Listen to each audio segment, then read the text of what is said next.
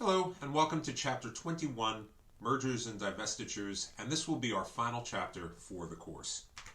Now we're going to look at various types of corporate mergers, or when companies combine, analyze them, go through what we mean by continuing value, and how they factor into shareholder wealth, and finally, what is the role of investment bankers in corporate mergers.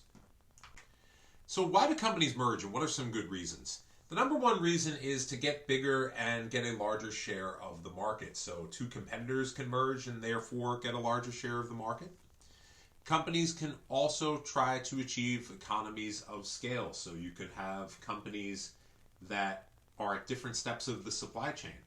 A company that makes goods out of steel may merge with a company that owns iron mines. So instead of just simply making the finished goods, they also have the control over the mining as well. They want to generally increase their market share or market power. And finally, another thing companies can do is if one company was doing very poorly and merged with another, they can use the accumulated losses that that company had as a tax benefit. They can use those accumulated losses as a write-off on their taxes. So there are many reasons why companies merge. And generally, the term we look for is what is known as a synergy, where the value of the whole is going to exceed the sum of the parts. So the company merges and the value of the whole is going to be more valuable than if the pieces were on their own. What is breakup value? Breakup value is what are the assets of a company worth if it gets broken up. And generally, assets are more valuable if sold to some other company. So the breakup value of a company is generally what do we think that company is worth if we break that company up. And what are assets of a company that could factor into that? Things like patents, intellectual property, trademarks, brand names, physical equipment, vehicles, factories, land. All of that are assets that can get factored into the breakup value. What would we say are questionable reasons for mergers? Number one is diversification. A lot of companies give this as a reason why they merge, and this works very well sometimes, and other times it doesn't work very well at all. In the 80s and 90s, we saw the rise of what were called conglomerates, so one company basically bought all kinds of other companies that had really not much to do with their core business. General Electric was a very good example of one, owning everything from appliance manufacturers to TV networks to jet engine manufacturers and all sorts of other stuff in between. Your most successful one is Berkshire Hathaway. That's Warren Buffett's company, and it owns all sorts of various companies across different industries, including Geico Insurance, real estate companies, and all sorts of other stuff. But diversification is never always a good reason to merge. Just because you may take over someone that is totally different from you, that would make your business less resistant if your core business got shocked or if it fell out of favor. That's a good reason. But you may have no idea how to take over and run a company that is in a field that has nothing to do with you. So diversification can be good or not, but can be a questionable reason for a merger. Purchase of assets at below replacement cost. A lot of justification we give for corporate mergers is if we buy them, we'll get all of their assets cheap. Well, sometimes that works and not always how we intended to.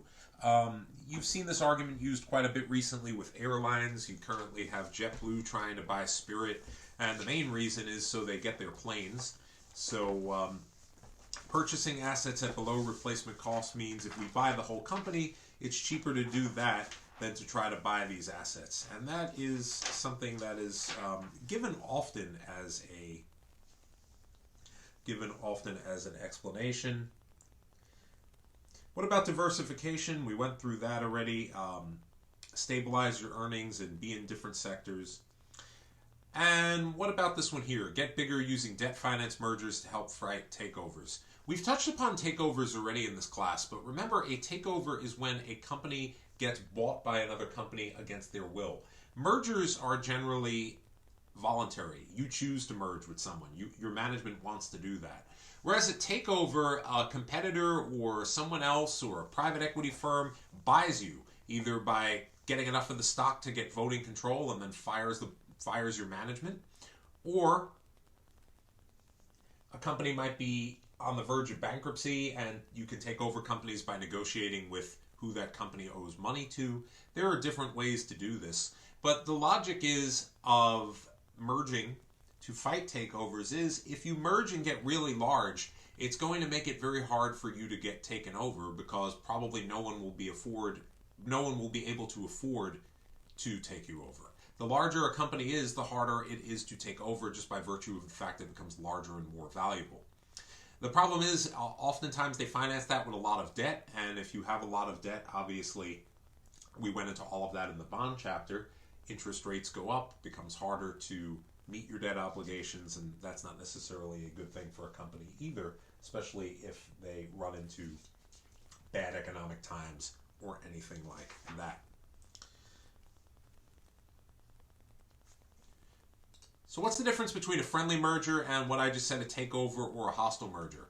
Friendly mergers are supported by the management of both firms. So one firm reaches out to the other, or it could be they both mutually reach out, and they come to the consensus that they're better off merging for the reasons we just went into, and they go ahead and do that. And the two companies become one. Usually they'll take the name of one of the two companies, or they'll create a new name altogether. So United and Continental Airlines merged and stayed as United, for instance. Or two companies might merge and become something completely different with a new name. Verizon's one of them. Bell Atlantic and a different phone company had merged, and then they just decided to rename the company Verizon. So regardless, a friendly merger, both companies want to merge. Sometimes one's a lot larger and more powerful and gets more of a say in the new company. Sometimes it's a merger of equals and they get about equal say. And once they merge, then they'll sort out what to do with all of their employees and combine operations and all of that stuff. A hostile merger is when, once again, someone tries to buy you against the wishes of that company's management, and the firm being targeted wants to resist that merger. In a hostile merger, management wants to resist for one reason. They know they're going to get fired if their company gets taken over. For the most part, management of a company that gets hostilely taken over is going to lose their jobs. And the general reason is companies that get taken over in a hostile takeover are generally ones in distress. If your company's doing very good, you're seldom going to fall victim to a hostile takeover. But if the company's doing poorly, it's in financial trouble, or its shareholders are mad, that is the prime time for hostile takeovers. Generally, the acquirer, the company that wants to buy the target, is going to go directly to the target firm's shareholders and try to get 51% of them to sell the shares. If you get 51%, you get majority control, and now you can control this company. Often mergers that start up as hostile end up as friendly when the offer price is raised. And what do we mean by this? Generally, in a hostile takeover, it's a back and forth, and the company trying to do the takeover will eventually offer more money than the stock is currently trading at. And generally, that is going to cause most, if not all, of the shareholders to start to go along with the merger. Especially if a company's doing really poorly and now someone's going to buy out your stock for $10 more a share than it's worth, and you think it's going nowhere but down, you're more than likely going to agree to that merger. So generally, hostile takeovers will win the favor of shareholders over enough time for this reason. But in a hostile takeover, you're very seldom going to get the management on board because the management is going to lose their jobs if this company gets taken over. So post-merger cash flow analysis here, we can look at this slide right here. So these are some cash flow statements. So 2021, 2022. So sales are going up quite a bit. Sales are going up quite a bit here. And if we look at this one, so this would be projected cash flows. So what are we looking at? This is table 21.2 from our book, and it shows projected cash flow statements for Apex Corporation, which is being considered as a target by a large conglomerate named Hi-Tech. This is right out of the text. The projected data are for the post-merger period, and we've included all synergistic effects. Apex currently has 50% debt, and if acquired, Hi-Tech will leave this alone. They both have a 25% tax rate. So what we're doing here is just basically projecting out the cash flows for this company after the merger. And these cash flows, if we look, are all positive numbers, and that's going to give us projections of what we would expect this company to generate for us if we merge with them. That's what a post-merger cash flow statement is. And just like any other business decision, if it's going to not make you money to merge with a company, it's not going to be something you're going to want to do. It's not free to merge with a company. It takes time. It certainly can be expensive to sync up the companies and all of the money involved, legal costs, everything else to do that. So it's got to be something that is going to be, it's got to be something that's going to be positive. So if we look here, that's what we're looking at with all of these cash flows here. And we have 2021 through 2024. And that's what we're looking at in this table. And we can discount them just like we did before.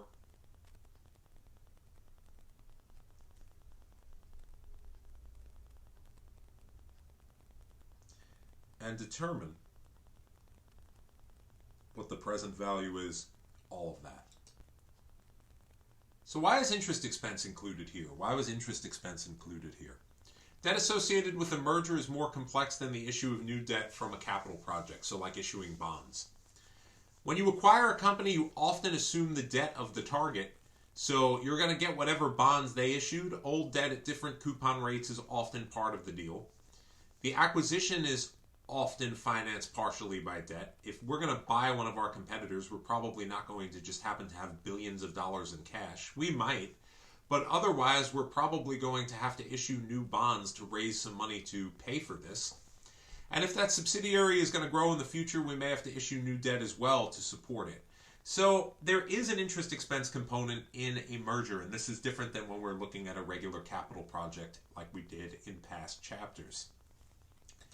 Why are earnings retentions deducted in your analysis? If the subsidiary is to grow, not all income may be assumed by the parent.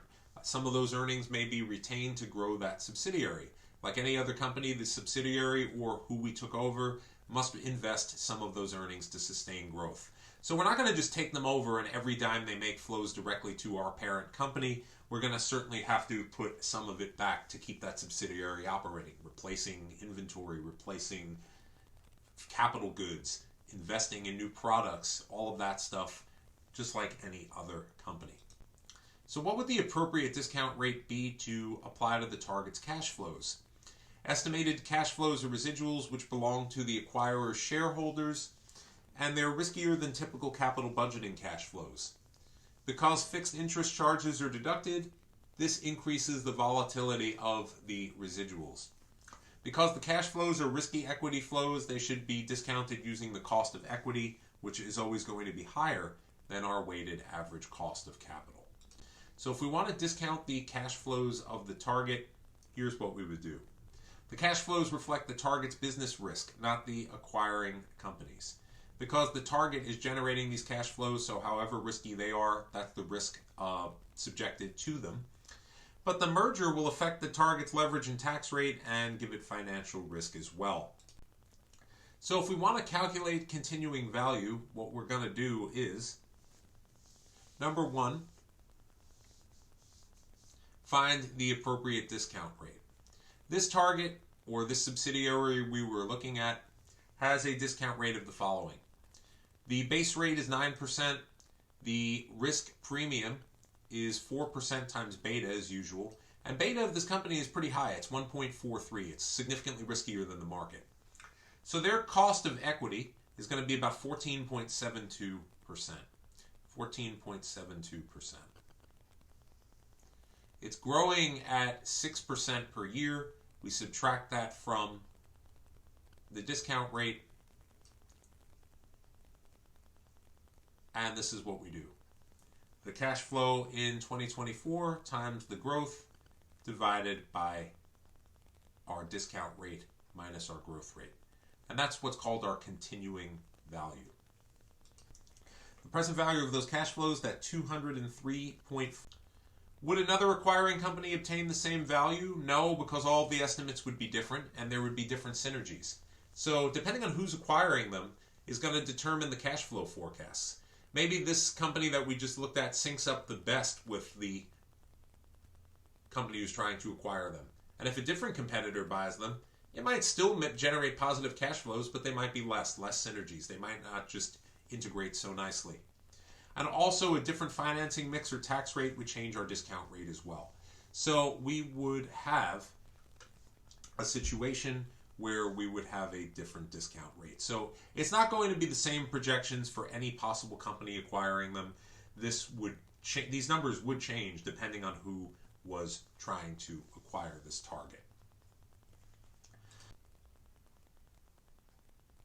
The present value of its cash flows, that 203.4 million,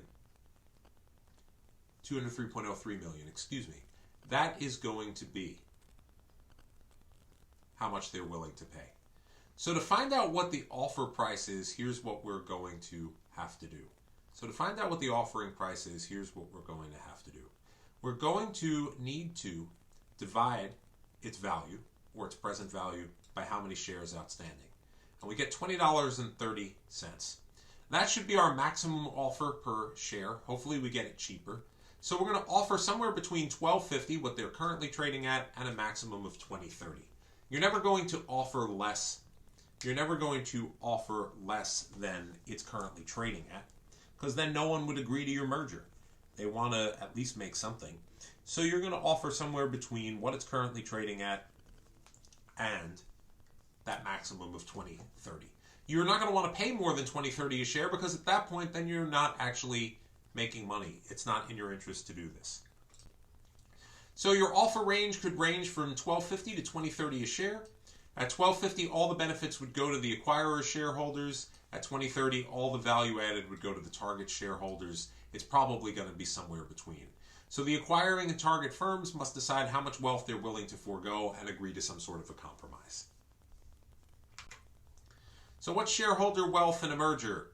At $12.50, the acquiring company is going to get all of that additional wealth. At $20.30, the target company is going to get all that additional wealth. So between these two dashed lines is going to be our bargaining range. And just like economics, where these lines cross, that's an equilibrium point. That's more than likely what we should strive for, where each is losing the equal amount of maximum additional wealth. So there's nothing magic about that crossover price. Actual price would be determined by bargaining. That's equilibrium. Once again, economics works great on paper. In theory, not so much. So what's going to determine the actual price? The actual price is going to be determined by bargaining. If the target is in a better bargaining position, the price will be higher. So if the target's in decent financial shape, they'll be able to get a better price. If the target's on the verge of bankruptcy and falling apart, they're probably going to get bought out as cheaply as possible near the very bottom end of that range. So that's what's going to be there. That determines the bargaining position. What kind of shape is the target in? Is it in really good shape? Then they're coming from a position of strength.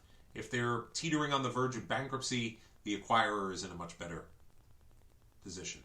Also, who does this target sync up with? If they're not a good fit for many acquirers, let's say there's only one game in town. Let's say no other company would want this target, and there's only one. Well, in that case, that acquirer has a lot of power. If it's a good fit for many, other firms might come in and run the bid up.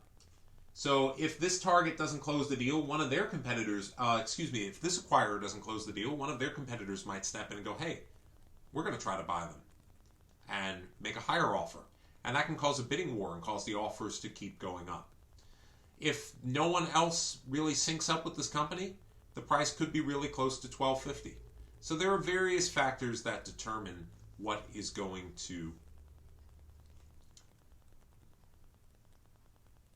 lead to the final price.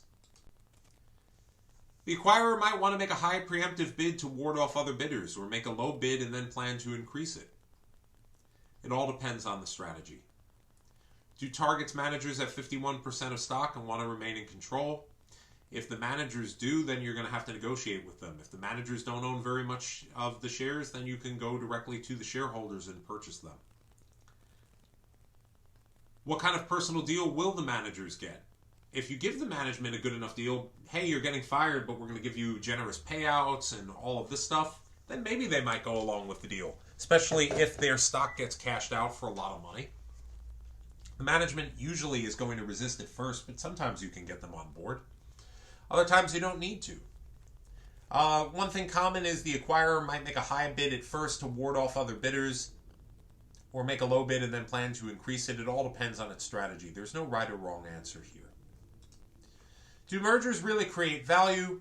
We would say yes, acquisitions do create value as a result of economies of scale, meaning as companies get larger, they can operate cheaper and more efficiently.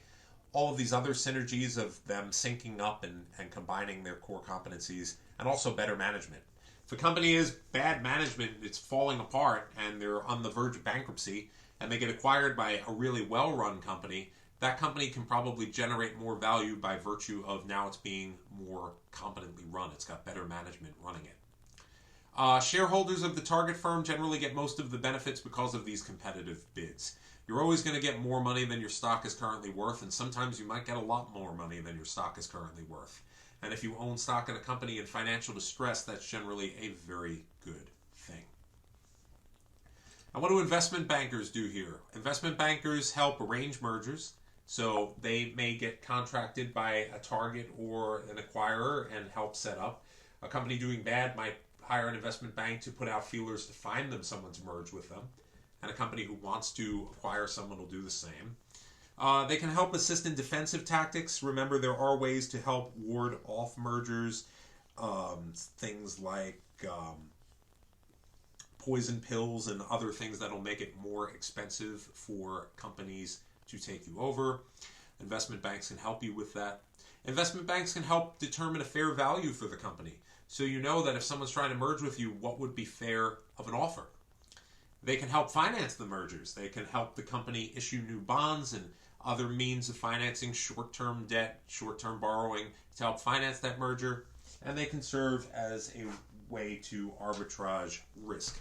So investment banks are very useful when it comes to corporate mergers because they basically are in charge of a lot of the functions necessary to make a merger work. So they're definitely useful for that reason.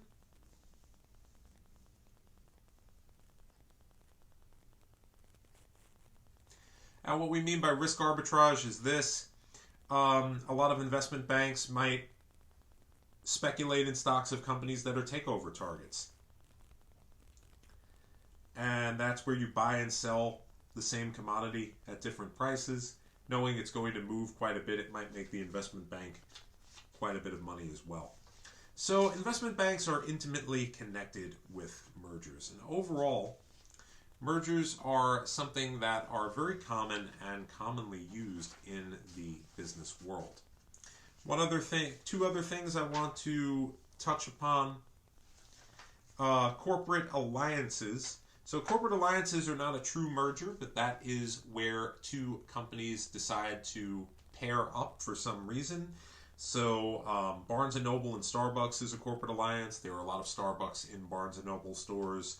Or Apple Pay and MasterCard, that's a corporate alliance. They're not merged, but they have an agreement to sync some operations. And a form of this as well is a joint venture, which is a new subsidiary company that's part owned by two other companies. So corporate alliances are a way to get some of the benefits of synergies of mergers without fully taking over another company. Usually, however, corporate alliances are done by two really large, really strong companies that either could not or just it's not in their interest to buy out someone equally as large as them. So an alliance is a better way to go. Whereas mergers, generally one larger firm often takes over a smaller one. A lot of times they're done with a lot of debt. That's known as a leveraged buyout. You have the company that you are buying out run up a lot of debt and use that to fund operations. However, that can be very risky. And finally, this chapter is called Mergers and Acquisitions. But what are divestitures? Divestitures is when a company sells a part of itself to another company or spins that unit off. And different things that can happen. A spin-off is when stockholders get new shares in the subsidiary, which becomes its own company, as well as keeping their shares in the parent. In a carve-out, a minority interest in a subsidiary is sold to new shareholders, so the parent can get new financing but still has control. And in liquidation, assets are sold off as pieces rather than an operating company. So those are different things here. A divestiture is anytime part of a company's assets get sold, and it can be a spin-off, carve-out, or liquidation. And generally, companies will do that if they think a subsidiary might be better off on its own or make more value for the shareholders by doing that. If they simply don't want a subsidiary anymore and can get value by selling it to someone else. Or in the case of liquidation, that's usually when a company is shutting down and pieces are being sold off to generate money to pay back to its debt holders, and if there's anything left over, its investors. So that's going to take us to the very end of the chapter about corporate mergers, and that's going to take us to the end